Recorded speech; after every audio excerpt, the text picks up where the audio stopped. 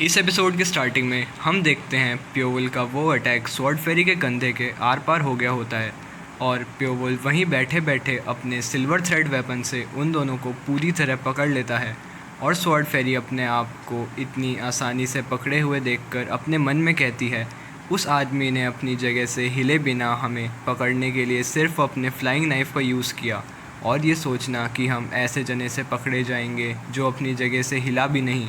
हम देखते हैं प्योवल उनकी ओर देखकर अपने फ्लाइंग नाइफ से उनके ऊपर अटैक कर देता है और वो अटैक उनकी आंख को लगने ही वाला होता है। लेकिन तभी हम देखते हैं किम अपनी एनर्जी रिलीज़ करते हुए उनको बचाने के लिए अपना एक अटैक यूज़ करता है जिसका नाम 9 rings heavenly sword arts third move blinding soul slash होता है। और हम देखते हैं किम का वो अटैक प्योवल के सभी सिल्वर थ्रेड्स को काट देता है और उन दोनों को प्योवल की पकड़ से छुड़वा लेता है।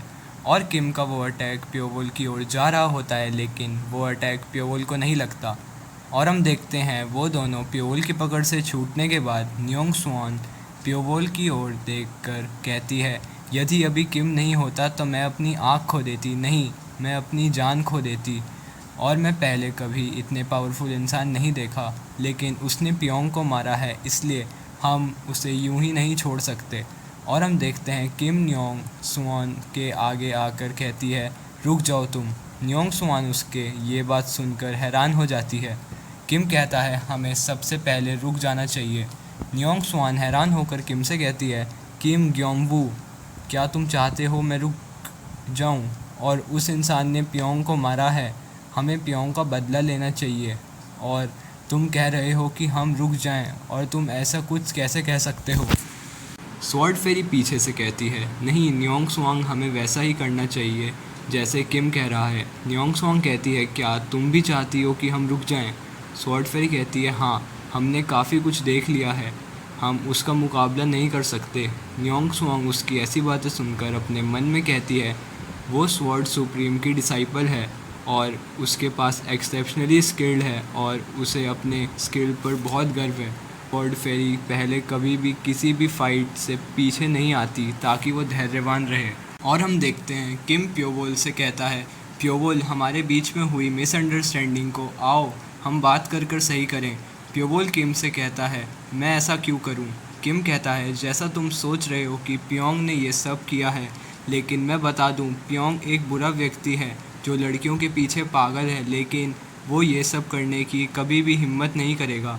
मैं कह रहा हूँ कि इन सभी के पीछे एक कल्प्रिट है जिसका हम पीछा कर रहे हैं और वो दूसरे लोगों को कंट्रोल कर सकता है। पियोंग भी उसके ही कंट्रोल में था। किम कहता है, मुझे लगता है कि उस व्यक्ति ने जानबूझकर हमें एक दूसरे के खिलाफ़ खड़ा किया है ताकि वो हमारा ध्यान भटका सके और वो यहाँ से भाग सके।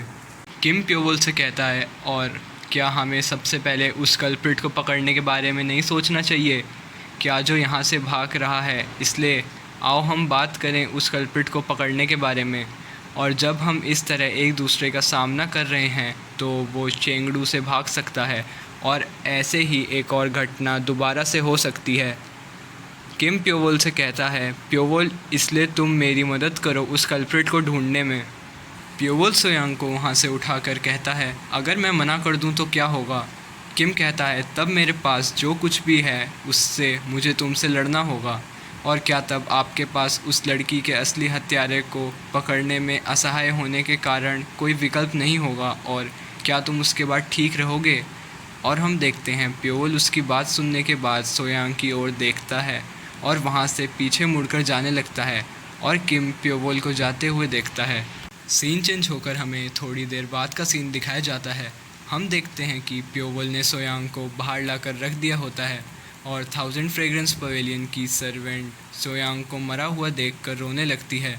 एक सर्वेंट रोते हुए कहती है, सोयांग ऐसे कैसे मर सकती है? प्योवल उन सभी को रोता हुआ देखकर वहाँ से जाते हुए एक सर्वेंट से कहता है, मैं थोड़े टाइम के लिए यहाँ से जा रहा हूँ, इसलिए अब से तुम 1000 फ्रेग्रेंस पवेलियन को संभालोगे। वो सर्वेंट कहती है, ठीक है मैं समझ गई। प्योवल उससे कहता है, और प्लीज़ सोयांग को ऐसी जगह पर दफना देना जहाँ पर शांति हो और बहुत ज़्यादा धूप। सर्वेंट कहती है, ठीक है सर, आपको 1000 फ्रेग्रेंस पवेलियन के बारे में चिंता करने की ज़रूरत नहीं है। और आपको जो करना है उस पर आप ध्यान दे सकते हैं। प्योवल उसकी बात सुनकर वहाँ से जाने लगता है, लेकिन प्योवल के सामने किम आकर कहता है, क्या तुम उस कल्प्रिट को ढूंढने के लिए जा रहे हो?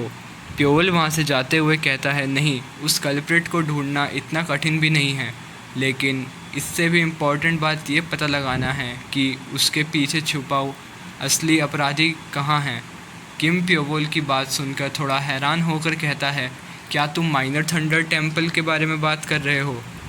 और सीन चेंज होकर हमें किसी गली का सीन दिखाया जाता है, जहाँ से स्वॉर्ड फेरी जाते हुए अपने मन में कहती है, न्योंग सुआन जिमिन प्योंग के मामलों की देखभाल करने में व्यस्त है और किम प्योवल से बात करने गया है। स्वॉर्ड फेरी कहती है, और किम को प्योवल से अकेले निपटने में मुश्किल हो सकती है, इसलिए मुझे सोहा से मदद मांगनी चाहिए।